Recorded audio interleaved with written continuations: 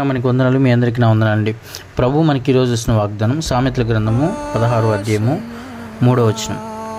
నీ పనులు భారము యెహోవా మీద ఉంచుము. Praise lord.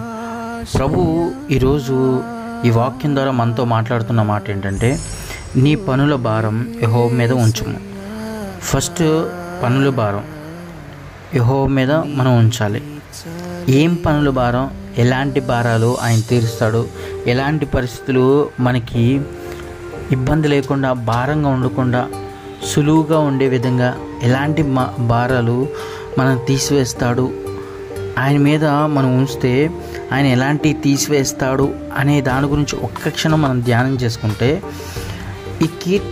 ఈ సామెతల గ్రంథంలో కీర్తనలో డిఫరెంట్గా ఆయన మనతో తెలియజేస్తున్నాడు. కీర్తన 55లో కూడా ఉంటుంది, నీ భారము యెహోవా మీద మోపము, ఆయన అవన్నీ తీరుస్తాడు, సఫలం చేస్తాడు అని కీర్తనలో కూడా ఉంటుంది. ప్రభు ఈరోజు ఇక్కడ మనతో మాట్లాడుతుంది ఏంటంటే, నీ పనుల భారం, నీ భారం యెహోవా మీద మోపము, ఆయన నిన్ను ఆదుకుంటాడు అని కీర్తన 55:22లో చెప్తున్నాడు. సామెతల గ్రంథంలోకి వచ్చేసరికి నీ పనుల భారం అంటే, మనకి భారాలు ఉంటే పనుల భారం కూడా ఉంటుంది. పనుల భారం కూడా మనల్ని ఎంతగానో ఇబ్బంది పెడతా ఉంటుంది. కొంతమంది ఎక్కువగా తలకు మించిన పనులన్నీ నెత్తి మీద పెట్టేసుకుంటారు. అవన్నీ మేనేజ్ చేయలేక, అవన్నీ చూసుకోలేక, వాటి వల్ల ఎక్కువ సతమతం అయిపోతూ ఉంటారు. వాటి వల్ల ఫిజికల్గా వీక్ అయిపోతూ ఉంటారు, మెంటల్గా స్ట్రగుల్ అవుతూ ఉంటారు. కానీ ఆత్మ సంబంధమైన పనుల భారం మనం ఏమైనా పెట్టుకుంటున్నామా? కొంతమంది ఆత్మ సంబంధమైన పనుల భారం ఉంటాయి. కొంతమందికి ఆదివారం డ్యూటీ వచ్చింది, కానీ అది డ్యూటీ ఇంపార్టెంటే, కానీ చర్చికి వెళ్ళడం ఇంకా ఇంపార్టెంట్. నేను చర్చికి వెళ్ళాలి, ఎలా అయినా సరే చర్చికి వెళ్ళాలి, కాబట్టి అది భారంగా ఉంటుంది. ఇలాంటి భారాలు దేవునికి విరోధంగా, దేవుని పనికి విరోధంగా, దేవుని కార్యాలకి విరోధంగా నీకు ఏదైతే భారం వస్తుందో అప్పుడంట అవన్నీ ఆయన మీద మోపాలంట. లోక సంబంధమే ఆటోమేటిక్గా మన అనిమాలు పరిగెత్తుకుంటూ వస్తాయి. ఆత్మ సంబంధమైన వాటి కోసం మనం ఎప్పుడైతే పరుగులు పెడతా ఉంటామో, ఎప్పుడైతే మనము ఆత్మ సంబంధమైన వాటిని వెతుకుతూ ఉంటామో, అప్పుడు మన జీవితంలో ఆయన గొప్ప కార్యం చేస్తాడు. ఎప్పుడు చేస్తాడంటే, 2వ వచనంలో ఒక మాట ఉంటుంది, ఒకని నడతలన్నీ వాని దృష్టికి నిర్దోషంగాను కనబడును, యెహోవా ఆత్మలను పరిశోధించును.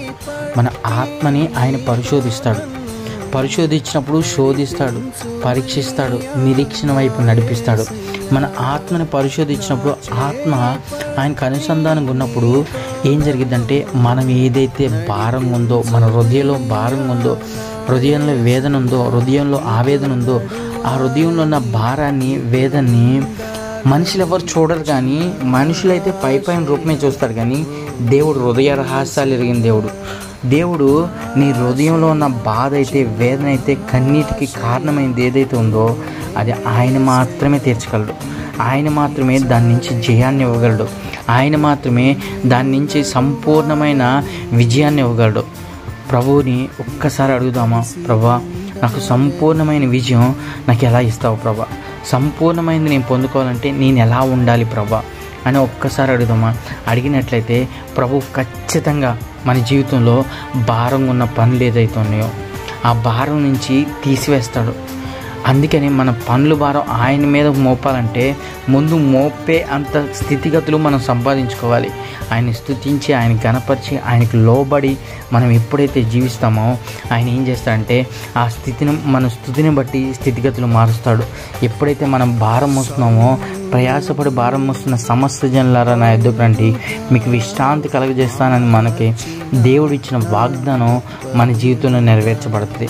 కాబట్టి ఈరోజు నీ జీవితంలో, నా జీవితంలో అద్భుత కార్యం చేయాలంటే, ఆశ్చర్య కార్యాలు చేయాలంటే, దేవుడు గొప్ప కార్యాలు మన జీవితంలో చేయాలంటే, దేవుడు మన జీవితంలో ఆయనకి ఇష్టానుసారమైన జీవితం మనం కనపరచబడాలంటే మొదటిగా మనం చేయాల్సింది ఏంటంటే, మన భారం ఏదైతే ఉందో, మన వేదన ఏదైతే ఉందో, మన కష్టాలు ఏదైతే ఉన్నాయో, మన దుఃఖాలు ఏదైతే ఉన్నాయో, దేవునికి ఆయాసంగా, దుఃఖంగా, దేవునికి ఇష్టం లేని తనం ఏదైతే ఉందో అది ఆ భారం ఆ ఇష్టత అవన్నీ యేసు నామములో మనందరికీ విడుదల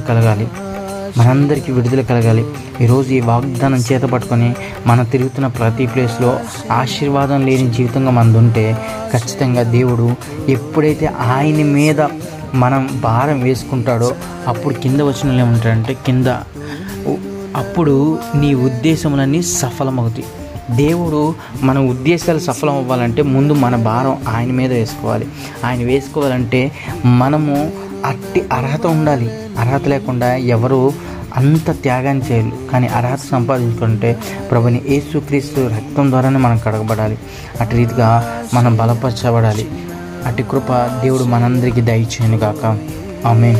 ప్రేమగల తండ్రి, ఘనమైన దేవ, కృపామయ, దయగలిగిన రాజా, రక్షక, నిన్న నేడు ఏకరీతికున్న దేవ, గొప్ప దేవ, ఆశ్చర్యకరుడ, ఆలోచనకర్తమైన దేవ, నీకు వందనాలు, స్తోత్రాలయ.